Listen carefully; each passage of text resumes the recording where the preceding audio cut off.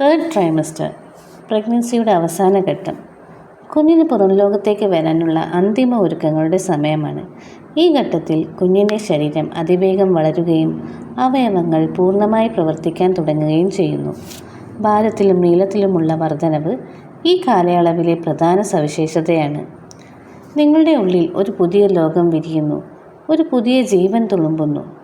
ആ ആദ്യത്തെ ഹൃദയമിടിപ്പ് കേട്ട നിമിഷം മുതൽ ഇന്ന് വരെ ഓരോ ദിവസവും നിങ്ങൾ ആ കൊച്ചു ജീവൻ്റെ വളർച്ചയറിയുന്നു. ഒരു നിമിഷം ആലോചിച്ചു നോക്കൂ, നിങ്ങളിൽ നിന്നൊരു ഭാഗം നിങ്ങളുടെ സ്നേഹത്തിൽ നിന്നും രൂപം കൊണ്ട ഒരു സ്വപ്നം, അത് നിങ്ങളുടെ വയറ്റിൽ പതിയെ പതിയെ വളരുന്നു. അത് വെറുമൊരു കാത്തിരിപ്പല്ല, മറിച്ച് നിങ്ങളൊരു അമ്മയായി മാറുന്നതിൻ്റെ മനോഹരമായ യാത്രയാണ്. ഇപ്പോൾ നമ്മൾ ഗർഭകാലത്തിൻ്റെ അവസാനത്തേതും നിർണായകവുമായ ഘട്ടത്തിലേക്ക് കടക്കുകയാണ്. മൂന്നാമത്തെ ട്രൈമസ്റ്റർ. ഇത് സാധാരണയായി 28ാമത്തെ ആഴ്ച മുതൽ പ്രസവം വരെയുള്ള കാലയളവാണ്. ഈ സമയത്ത് നിങ്ങളുടെ കുഞ്ഞ് അതിവേഗം വളരുകയും പുറം ലോകത്തേക്ക് വരാൻ തയ്യാറെടുക്കുകയും ചെയ്യും. അപ്പോൾ തേർഡ് ട്രൈമസ്റ്ററിലേക്ക് നിങ്ങളുടെ കുഞ്ഞ് എങ്ങനെ വളരുന്നു, എത്രത്തോളം വളർന്നു എന്നെല്ലാം അറിയാം. അതിനു മുൻപായി ഞങ്ങളുടെ ഈ ചാനൽ നിങ്ങൾ ആദ്യമായി കാണുകയാണെങ്കിൽ ദയവായി ഒന്ന് സബ്സ്ക്രൈബ് ചെയ്യുക. ഈ വീഡിയോ നിങ്ങൾക്ക് കുറച്ചെങ്കിലും ഉപയോഗപ്പെട്ടു എങ്കിൽ ഒന്ന് ലൈക്ക് ചെയ്ത് ഞങ്ങളെ സപ്പോർട്ട് ചെയ്യുക. പ്രഗ്നൻസിയായി ബന്ധപ്പെട്ട് നിങ്ങൾക്ക് എന്ത് സംശയങ്ങളും ഉണ്ടെങ്കിൽ നിങ്ങൾക്ക് കമൻറ്റ് ബോക്സിലൂടെ ഞങ്ങളോട് ചോദിക്കാവുന്നതാണ്. അപ്പോൾ നമുക്ക് വീഡിയോയിലേക്ക് കടന്നാലോ. സെക്കൻഡ് ട്രൈമസ്റ്ററിൻ്റെ അവസാനവും തേർഡ് ട്രൈമസ്റ്ററിൻ്റെ തുടക്കവുമായിട്ടാണ് നമ്മൾ 27ാമത്തെ ആഴ്ച കണക്കാക്കുന്നത്. ഈ സമയത്ത് കുഞ്ഞിൻ്റെ ഭാരം ഏകദേശം 875 ഗ്രാമിനും 1 കിലോഗ്രാമിനും ഇടയിലായിട്ട് വരും. അതുപോലെ കുഞ്ഞിൻ്റെ നീളം ഏകദേശം 36 തൊട്ട് 37 സെൻറ്റിമീറ്റർ വരെ ആയിരിക്കും.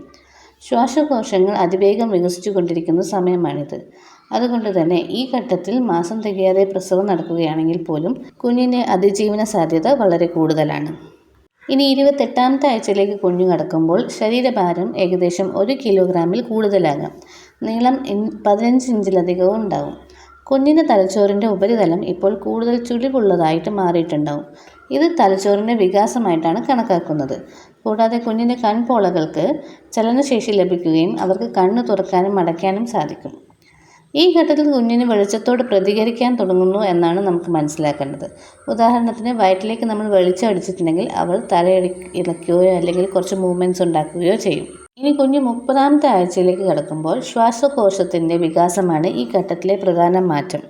ശ്വാസമെടുക്കാൻ സഹായിക്കുന്ന സർഫാക്റ്റൻ എന്നൊരു പദാർത്ഥം ശ്വാസകോശങ്ങളിൽ ഉത്പാദിപ്പിക്കാൻ തുടങ്ങുന്നു. ഇത് കുഞ്ഞിന് പുറത്തു വന്ന ശേഷം ശ്വാസമെടുക്കാൻ അത്യാവശ്യമാണ്. കുഞ്ഞിൻ്റെ ചലനങ്ങൾ ശക്തി കൂടുകയോ ഈ ചലനങ്ങൾ അമ്മയ്ക്ക് വ്യക്തമായി അറിയാൻ സാധിക്കുകയും ചെയ്യുന്നു. ഈ സമയത്ത് കുഞ്ഞിൻ്റെ തലച്ചോറ് വികസിക്കുന്നതിനനുസരിച്ച് അവർക്ക് കൂടുതൽ സ്വപ്നങ്ങൾ കാണാൻ തുടങ്ങുമെന്നാണ് പഠനങ്ങൾ സൂചിപ്പിക്കുന്നത്. കുഞ്ഞ് 32ാമത്തെ ആഴ്ചയിലേക്ക് കടക്കുമ്പോൾ കുഞ്ഞിൻ്റെ എല്ലുകൾക്ക് ബലം വെച്ച് തുടങ്ങും. എന്നാലും പ്രസവ സമയത്ത് പുറത്തു വരാൻ എളുപ്പത്തിന് അല്ലെങ്കിൽ അതിന് പാകത്തിന് അവരുടെ എല്ലുകൾ മൃദുലമായിരിക്കും. കാൽസ്യം ഈ ഘട്ടത്തിൽ കുഞ്ഞിൻ്റെ എല്ലുകളുടെ വളർച്ചയ്ക്ക് അത്യന്താപേക്ഷിതമാണ്. കുഞ്ഞിൻ്റെ കേൾവിശക്തി കൂടുതൽ വ്യക്തമാവുകയും അമ്മയുടെ ശബ്ദവും ഹൃദയമിടിപ്പും ഉൾപ്പെടെയുള്ള പരിചിതമായ ശബ്ദങ്ങളോട് അവർ ഈ സമയത്ത് പ്രതികരിച്ചു തുടങ്ങും. കുഞ്ഞിൻ്റെ വളർച്ച ഒരു 34ാമത്തെ ആഴ്ചയിലേക്ക് എത്തുന്ന സമയത്ത് വെർണിക്സ് കാസ്റ്റിയോസ് എന്ന വെളുത്ത പാടയുണ്ടാവും കുഞ്ഞിൻ്റെ ശരീരത്തിൽ. അതിൻ്റെ കനം കൂടുന്നു. ഇത് കുഞ്ഞിൻ്റെ ചർമ്മത്തെ ഗർഭപാത്രത്തിലെ ദ്രാവകത്തിൽ നിന്ന് സംരക്ഷിക്കുന്ന ഒരു കൊഴുപ്പ് പാളിയാണ്. ഈ ഘട്ടത്തിൽ കുഞ്ഞിൻ്റെ വിരൽത്തുമ്പുകളിലെ നഖങ്ങളെല്ലാം കുറച്ചുകൂടി വളരാൻ തുടങ്ങിയിട്ടുണ്ടാകും. ഇനി കുഞ്ഞ് 36ാമത്തെ ആഴ്ചയിലേക്ക് കിടക്കുമ്പോൾ കുഞ്ഞ് പ്രസവത്തിനായി തല കീഴായിട്ടുള്ള സ്ഥാനത്തേക്ക്, അതായത് സെഫാലിക് പ്രസൻറ്റേഷനിലേക്ക് മാറും. ഇത് പ്രസവം എളുപ്പമാക്കാൻ സഹായിക്കും. ഇനി തല കീഴായി മാറിയതിന് ശേഷം ചിലപ്പോൾ കുഞ്ഞിൻ്റെ ചലനങ്ങൾ മുൻപത്തിനേക്കാൾ കുറവോ വന്നേക്കാം. കാരണം ഗർഭപാത്രത്തിൽ അവർക്ക് സ്ഥലം കുറവായിരിക്കും ഈ ടൈം ആകുമ്പോഴത്തേക്കും. കുഞ്ഞൊരു 37ാമത്തെ ആഴ്ചയിലേക്കൊക്കെ എത്തിക്കഴിഞ്ഞിട്ടുണ്ടെങ്കിൽ കുഞ്ഞ് പൂർണ്ണമായ വളർച്ചയെത്തിയ ഒരു നവജാത ശിശുവിനെ പോലെ ആയിട്ടുണ്ടാവും. എല്ലാ അവയവങ്ങളും പൂർണ്ണമായി വികസിച്ചിട്ടുണ്ടാവും ഈ സമയമാകുമ്പോഴത്തേക്കും. ശ്വാസകോശങ്ങൾ പൂർണ്ണമായും പ്രവർത്തിക്കാൻ തയ്യാറായിട്ടുണ്ടാവും ഈ സമയത്ത്. അത് കഴിഞ്ഞ് കുറച്ചും കൂടി വലുതായി കുറച്ച് 40ാമത്തെ ആഴ്ചയിലേക്ക് എത്തിക്കഴിഞ്ഞാൽ കുഞ്ഞ് പൂർണ്ണമായും പ്രവർത്തനത്തിനായി തയ്യാറാണ്. ശരാശരി കുഞ്ഞിന് ഏകദേശം 3 തൊട്ട് 3.5 വരെ ഒരു ഭാരവും 20 ഇഞ്ചോളം നീളവും ഉണ്ടാവും.